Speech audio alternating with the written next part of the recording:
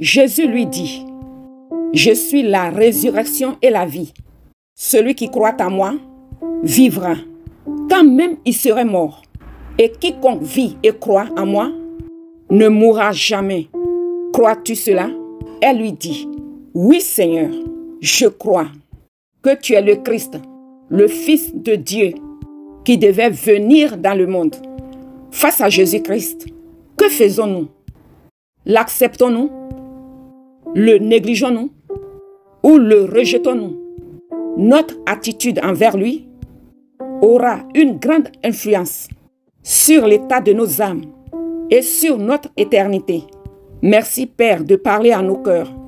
Nous couvrons ce message du précieux sang de l'agneau. Lisons Jean chapitre 12, du verset 1 au verset 11.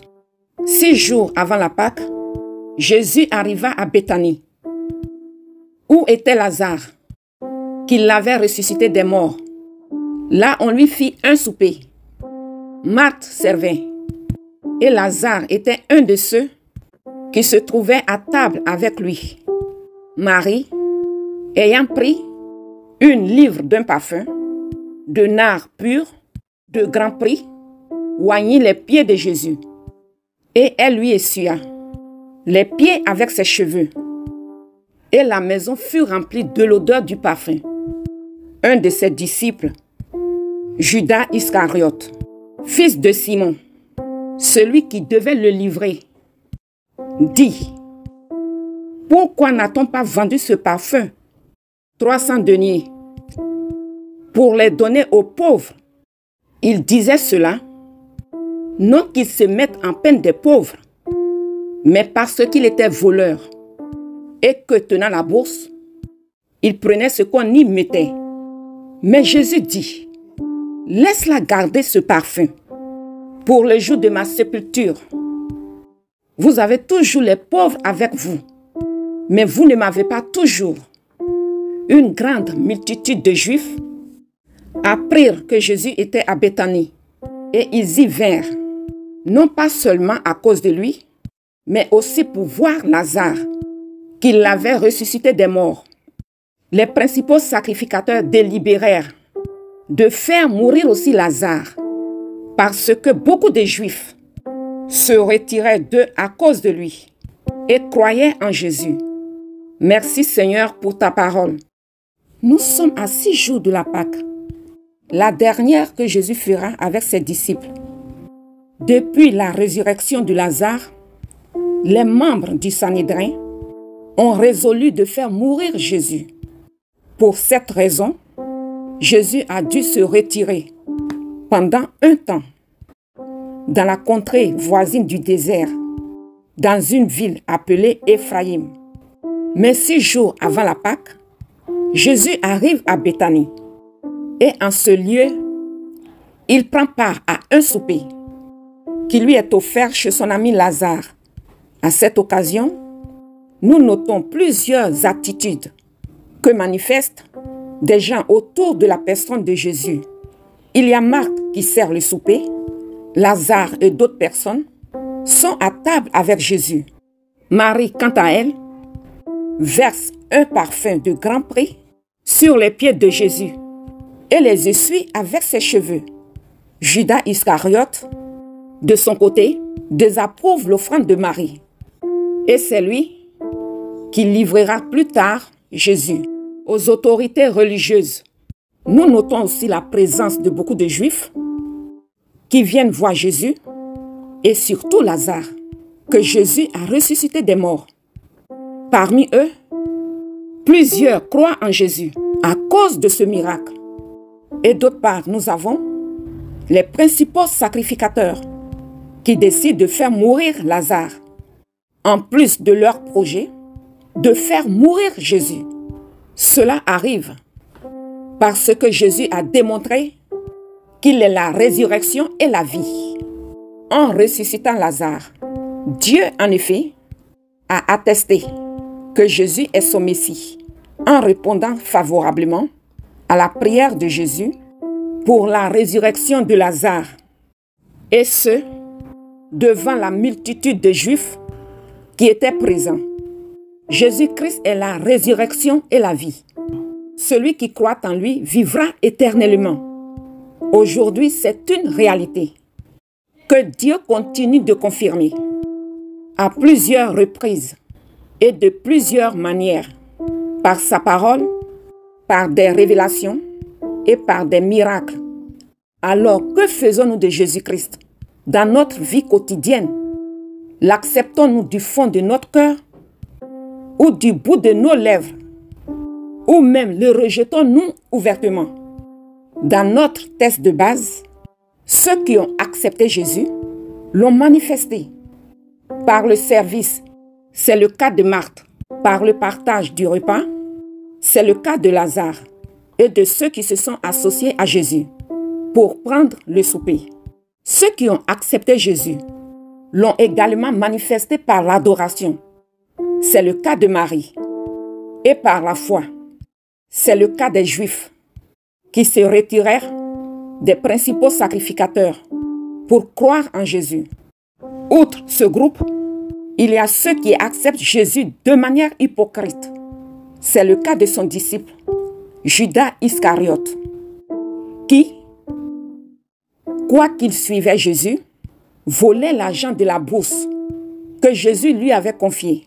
Ce même Judas a désapprouvé l'adoration de Marie à Jésus. Par la suite, Judas finira par livrer Jésus aux membres du Sanhédrin. Enfin, le troisième groupe concerne ceux qui refusent ouvertement Jésus en étant jaloux de lui et en projetant de le faire mourir. Il s'agit des principaux sacrificateurs. L'attitude que nous manifestons à l'égard de Jésus aura une grande influence sur l'état de notre âme et sur notre éternité. Jésus-Christ est la résurrection et la vie. Le fruit de son esprit est l'amour, la joie, la paix, la patience, la bonté, le service, la fidélité, la douceur, la maîtrise de soi. Jésus-Christ est le Messie de Dieu, celui qui nous sauve de nos péchés. Il est celui par qui nous, hommes pécheurs, devenons par la foi en lui des fils et des filles de Dieu. Pour nous qui l'avons accepté, il est important d'évaluer notre engagement pour lui. Est-ce que nous le suivons de tout notre cœur ou du bout de nos lèvres? Est-ce que nous sommes obéissants à sa volonté ou marchons-nous suivant notre propre sagesse? Voici 2 versets qui aideront chacun de nous à évaluer notre relation vis-à-vis de Jésus-Christ. Matthieu 7, 21. Ceux qui me disent « Seigneur, Seigneur » n'entreront pas tous dans le royaume des cieux, mais celui-là seul qui fait la volonté de mon Père qui est dans les cieux. Matthieu 21, versets 28 à 31. Que vous ensemble, un homme avait 2 fils, et s'adressant au premier, il dit « Mon enfant, va travailler aujourd'hui dans ma vigne. » Il répondit « Je ne veux pas. » Ensuite, il se repentit et il alla. S'adressant à l'autre, il dit la même chose. Et ce fils répondit « Je veux bien, Seigneur. » Et il n'alla pas. Lequel des 2 a fait la volonté du Père? Ils répondirent « Le premier. » Et Jésus leur dit « Je vous le dis en vérité, les publicains et les prostituées vous dévanceront dans le royaume de Dieu. » Ces 2 versets nous précisent clairement ce que Dieu attend de nous. Faire sa volonté. Auditeur, fais-tu la volonté de Dieu? Prenons Hébreux 10, du verset 5 au verset 7. C'est pourquoi Christ, en entrant dans le monde, dit « Tu n'as voulu ni sacrifice, ni offrande, mais tu m'as formé un corps. Tu n'as agréé ni holocauste, ni sacrifice pour le péché. Alors j'ai dit, voici je viens. » Dans le rouleau du livre, il est question de moi, pour faire, ô Dieu, ta volonté. Ce que Dieu attend de nous, c'est que nous fassions sa volonté. Mais peut-on faire la volonté de Dieu sans avoir en soi un cœur qui ne désire que lui? Peut-on lui être obéissant sans accepter que son Esprit Saint nous guide? Soyons comme une terre qui a soif de la parole de Dieu et qui se laisse hydrater par elle. Demandons à Jésus-Christ de nous sauver de nos péchés. Lisons la Bible, nourrissons nos cœurs avec ses vérités et demandons constamment à l'Esprit de Jésus-Christ de remplir nos cœurs. Laissons-nous entraîner par sa sainte influence afin de vivre comme Jésus-Christ a vécu.